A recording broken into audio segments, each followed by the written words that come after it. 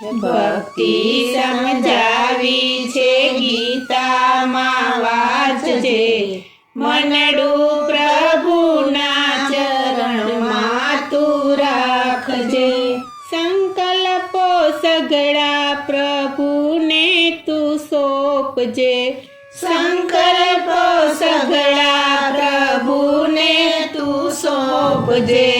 સંકલ્પો સઘળા પ્રભુને તું સોંપજે, સંકલ્પો સઘળા પ્રભુને તું સોંપજે. નિર્ણયો જીવનમાં એના તું માનજે, નિર્ણયો જીવનમાં એના તું માનજે.